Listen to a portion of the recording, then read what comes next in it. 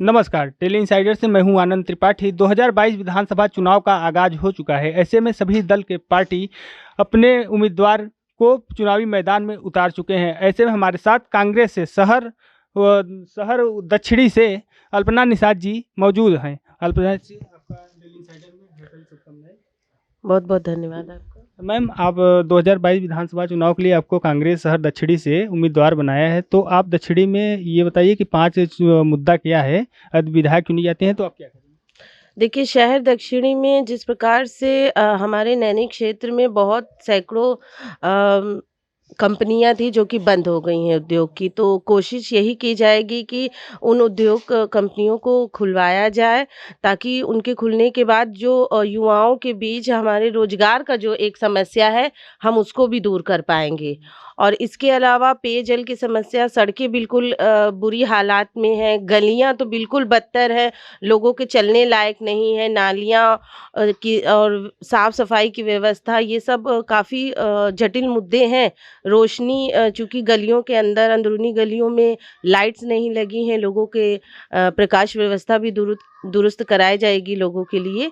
तो ये सभी मुद्दे हैं जो कि शहर दक्षिणी के क्षेत्र में विकास से जुड़े हुए हैं।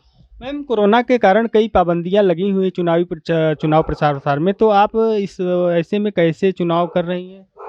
देखिए, जो भी गाइडलाइन आई है, हम लोग कुछ संख्या में 5-5, 10 की संख्या में ही प्रचार कर रहे हैं और डोर टू डोर कन्विंसिंग हो रही। तो मुझे लगता है कि वो भीड़-भाड़ वाले प्रचार से ज़्यादा अच्छी हम लोगों से मिलकर उनकी समस्याओं को समझ पा रहे हैं और अच्छे से प्रचार कर रहे हैं। इससे जनता की क्या रुझान है, वो भी हमें मिल रहे हैं कि जनता किस प्रकार से इस पार्टी से, जो उत्तर प्रदेश में है बीजेपी की पार्टी, और यहाँ के चुने हुए विधायक, वो बिल्कुल जनता का कोई कार्य कर नहीं रहे हैं, उनकी समस्याओं का कोई निदान नहीं कर रहे हैं।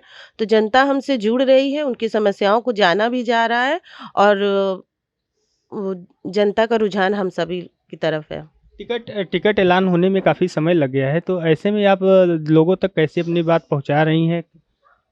जैसा कि मैंने बताया कि डोर टू डोर हम लोग जा रहे हैं और एक बहुत अच्छा मौका भी हम लोगों को मिला है कि लोगों से हम लोग मिल रहे हैं और उनकी समस्याओं से हम लोगों को एक तरह से आगे करना क्या है, क्योंकि अगर मैं विधायक की विधानसभा चुनाव में खड़ी हूँ एज अ उम्मीदवार, तो मेरा टारगेट सिर्फ विधायक बनना नहीं है।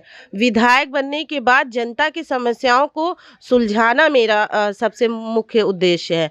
तो मैं बिल्कुल उनकी जो समस्याएँ हैं, उसको लिखा जा रहा है, लोगों को अपना नंबर वगैरह सब कुछ दिया जा रहा है कि कभी आपको फ्यूचर में जो भी समस्याएँ आएँ तो आप हमें कॉन्टैक्ट करें, आपकी समस्याओं का निदान होगा। अक्सर आरोप लगते रहते हैं कि विधायक चुने जाने के बाद जो प्रत्याशी होते हैं क्षेत्र में कम आना पसंद करते हैं, उसके लिए आप क्या कहेंगे?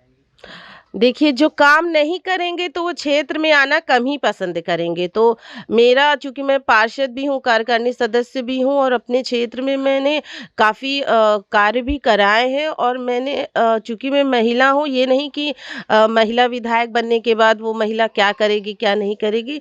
मैं अपना काम, अपनी ज़िम्मेदारियाँ बखूबी जानती हूँ और अपने क्षेत्र में जीतने के बाद मैं जैसे अभी दिख रही हूँ और जीतने के बाद भी उनकी समस्याएँ जो हम लोग लिख रहे हैं और जो जनता हमारे पास अगर आती है कि समस्याएं ये हैं, तो हम लोग बिल्कुल उसका निदान करेंगे और बिल्कुल क्षेत्र में रहेंगे और इसी जनसेवा भाव से ही हम राजनीति में आए हैं। मैम, ये बताइए कि आपने राजनीति ही क्यों चुना? मतलब समाज सेवा का तो कोई और माध्यम हो सकता था। देखिए, जहाँ तक मैं देखती थी बचपन से, मेरे अंदर ये फीलिंग रहती थी कि अगर कोई परेशान है तो मैं उसकी समस्या का हल करूँ।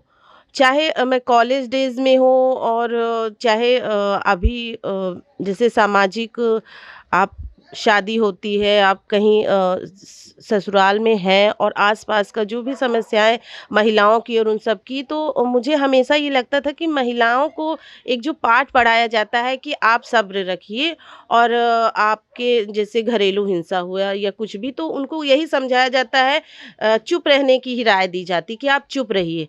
क्यों ये राय दी जाती है? महिला का जो अपना अधिकार है, जो अपना एक होना चाहिए अस्तित्व और मान सम्मान की बात है, तो महिलाओं को ये पाठ क्यों नहीं पढ़ाया जाता कि आपका ये अधिकार है, आपको प्रताड़ित अगर कोई घर में भी कर रहा है तो ये एक कानून के विरोध में है और आपको अब इसके खिलाफ आवाज़ उठानी चाहिए। और इन सब को देखने के बाद भी मैंने फैसला किया कि महिलाओं के लिए मैं आगे आऊँ, क्योंकि हमारे समाज में अभी भी बहुत सारी महिलाएं ऐसी हैं और हमारे समाज को एक ऐसे नेतृत्व की आवश्यकता है जो महिलाओं के अधिकार, उनको न्याय दिलाने के लिए आगे आए। तो ये सब कहीं ना कहीं मुझे इंस्पायर्ड करता रहा कि मैं उनके लिए आगे आऊँ। अगर शहर दक्षिणी की जनता मुझे चुनती है तो मेरी पहली प्राथमिकता यही रहेगी, जैसा कि नेता का होना चाहिए, जनता का सेवा भाव। सेवा ही सबसे बड़ा धर्म एक नेता का होना चाहिए। ये नहीं कि नेता बन गए तो आप क्षेत्र से गायब हो जाइए। और पहला मेरा सबसे पहला यही रहेगा कि मैं जनता के बीच में जाऊं और उनकी जो भी समस्याएं हैं उसका निवारण करूं, क्योंकि राजनीति का सबसे बड़ा जो पार्ट होता है वो जनसेवा ही होता है और उसी के लिए ये होना भी चाहिए। ये नहीं कि आप जाति और धर्म की राजनीति कीजिए, आप जनता की सेवा की राजनीति अगर करेंगे तो वह देश, वो प्रदेश विकास के उच्चतम शिखर पर जाएगा। यही मेरा मानना है और मैं बिल्कुल विकास की राह में ही और महिलाओं के अधिकार के लिए और अन्य शोषित वंचितों के अधिकार के लिए मैं काम करूंगी। तो जैसा कि आपने सुना कि 2022 विधानसभा चुनाव में अल्पना निषाद जी शहर दक्षिणी से चुनाव अगर जीतती हैं तो अपने जनता के बीच में रह के उनकी सेवा करेंगी और साथ में महिलाओं को उनका अधिकार दिलाने का काम करेंगी। डेली इंसाइडर से आनंद त्रिपाठी, प्रयागराज। और देश दुनिया की तमाम ताजा तरीन खबरों के लिए आज ही गूगल प्ले स्टोर से इंस्टॉल करें हमारा तेजी से उभरता न्यूज ऐप डेली इंसाइडर।